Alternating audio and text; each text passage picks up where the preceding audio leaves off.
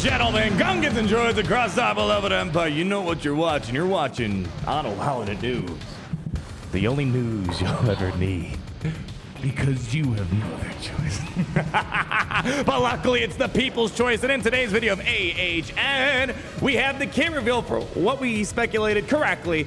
It's going to be a brand new Lando called Skiff Guard, parentheses, Lando Calrissian. And quite an interesting kit. We got to highlight a few things here, but I think it's kind of funny to note. This is a character that we had inside of the Jedi Master Luke event. We saw the skin. I should say it's not the kit, it's the skin. So they're kind of reusing it and they're changing some things up here. So let's go break down this kit reveal. Actually, you know, I think it's important to read this. Normally I skip past the dev insights because there's not a lot of helpful stuff, kind of regurgitate some things. There's a couple things I do want to point out. Firstly, it's going to be a marquee character. We might not stream this week because I'm going to go on vacation, but I'm also going to just be chilling, so I might be streaming. At the minimum, you will get some gameplay out of me showcasing this character while I'm gone. I'm gone, but no one's ever really gone, as they love to say in Star Wars here. Kind of interesting. No rebel tag. Their reasoning is he has to kind of shed his rebel tag to go deep undercover inside of the Hutt cartel here. Let's actually read a few more things that we got going on here. There's one thing that's really important here. It seems like I can't tell if we're getting more. There's been like no communication of where we're heading really.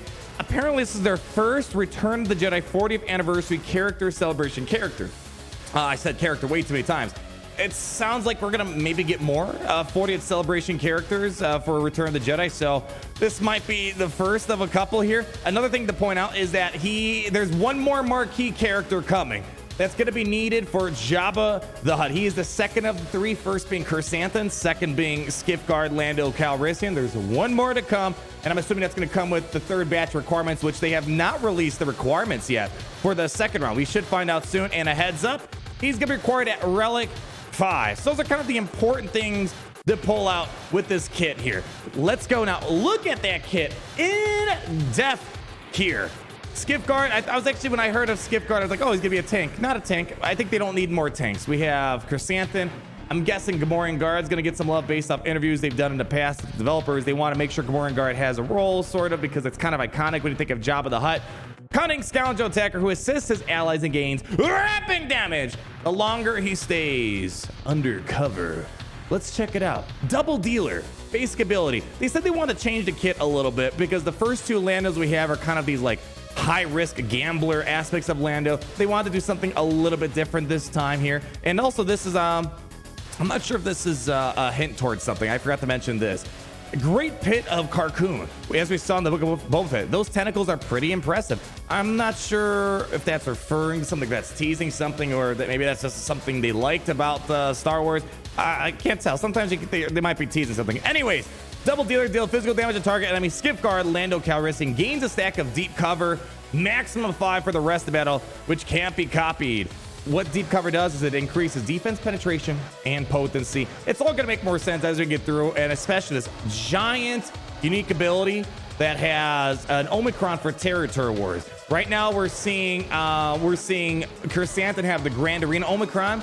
Lando's gonna have a Territory War Omicron. And I know that's getting a little controversial because the other Galactic Legends, you don't really need Omicrons on their teams to perform well. That might be we'll have to wait and see. Jury's out on what Jabba the Hutt's going to be like with all of his viability being spread in a different game mode. Omicrons, we'll wait till we get there, but that is something a little bit different. As of now, really none of the Galactic Legends need Omicrons. I mean, there's Mace Windu Omicron, but Kenobi's still great even without the Mace Windu Omicron. Cutter Vibro Axe, cooldown of 3. We have another Armor Shred character coming up with this. So, deal physical damage to target enemy. This attack does 10% against 10% defense penetration and 20% offense per stack of deep cover. So it's kind of, it seems like doubling down on this, what deep cover already does, giving him more defense penetration and giving him more offense per stack of it. If Skiff Guard Lando Calrissian has 5 stacks of deep cover, inflict the target enemy with 2 stacks of damage over time and the armor shred. We have to wait and see how fast is he going to be able to get these stacks of deep cover going until the end of battle. And there's a 50% chance to have the cooldown of Cutter Vibro Axe refreshed. So trying to use it back to back to back. We don't really have a lot of ways to get armor shred very frequently. Gas can kind of do it fast. Cat immunity, sort of, he can reduce his cooldowns and stuff like that. So I'd be curious to see if how frequently is he going to use this ability with all these cooldown reduction capabilities. And I'm curious what the damage is going to be, because developers have been trying to shy away from this whole penetration thing since the Great Nerf of 2021. Seems like they're kind of bringing it back slowly. Let's keep moving though. Covert Coordination, cooldown of 3, has a Zeta. It's got a cleanse, a single target ally cleanse. It doesn't matter if they're lights or dark side here. Dispel all debuffs on target enemy. Grant stacks of deep cover to the target other ally. So you're also going to be spreading this deep cover around a little bit here. Equal to the number of stacks on Skiff Guard Lando Calrissian for 2 turns. One thing I'm hoping for, I mean, I know it says it can't be copied. My question is, can this be dispelled? Is it a green status icon? Is it just a blue status icon? I'm hoping it's something that's not able to be dispelled, because usually if it gets dispelled, it's a little sad here. Anyways, moving on here. If the target other ally is a Hut Cartel, kind of nice, because it's supposed to be working. What the Hut Cartel is, we were told, they gain retribution and speed up for 2 turns. If the target other ally is dark side, they gain defense up and health up for 2 turns. If the target other ally is a light side, they gain potency up and stealth for 2 turns. And then you call other ally to assist and then grant them a bonus turn. Ooh, not a lot of bonus turn characters in this game. I mean, Hux can like pass the turn over to Supreme Leader Kylo Ren. First Order Officer can be turn meter. Thrawn can swap turn meter. It's kind of interesting that this is kind of not. I mean, we do have a character that can kind of do something similar, but just being able to feed a bonus turn to any ally, whether light or dark, is kind of a big deal for a marquee character, is what I'm trying to get at. You would think that's kind of... See, Thrawn used to be so cool, because he was like really the only one to have a true way of controlling the battlefield. Well, now Lando's kind of got something similar. Thrawn's kind of not as special as he used to be. Agent on the inside, big unique ability here. Omicron, as we said, territory wars, so we need to wait and see. Hopefully Jabba's still going to be good without Omicrons. And if he does need Omicrons and it's not producing full power, I think people might take a problem with that. Skiff Guard Lando Calrissian has 50% defense penetration. Lots of defense penetration. Offense increases through the kit, so I'm really curious about the damage they're going to put out. Allies with any stacks of deep cover have 15% defense penetration and 30% potency at the start of his turn. Skiff Guard Lando Calrissian gains a stack of deep cover, maximum of 5, which can't be copied. If all allies, it's important, if all allies were a Hut Cartel to start a battle, Skiff Guard Lando Calrissian gains 5 stacks of deep cover. So my question is, I mean, this could just be a character that you just have to use a Hut Cartel to get the full benefit. Maybe kind of like Chrysanthemum. My question is this going to be something we can use maybe outside of the Hut Cartel and still get the deep cover pretty quickly? But if you're in a full team of Hut Cartel, boom, 5 stacks of deep cover right away. And while he has 5 stacks of deep cover, he gains the granted ability, Hut's Favor. So think of it, maybe it's kind of like getting a payout ability, kind of like Mando in a way, where once you fulfill a certain contract, boom, you got a new ability. It's kind of similar in a way. What Hut Favor does, deal physical damage to target enemy and consume all stacks of deep cover on Skiff Guard Lando Calrissian.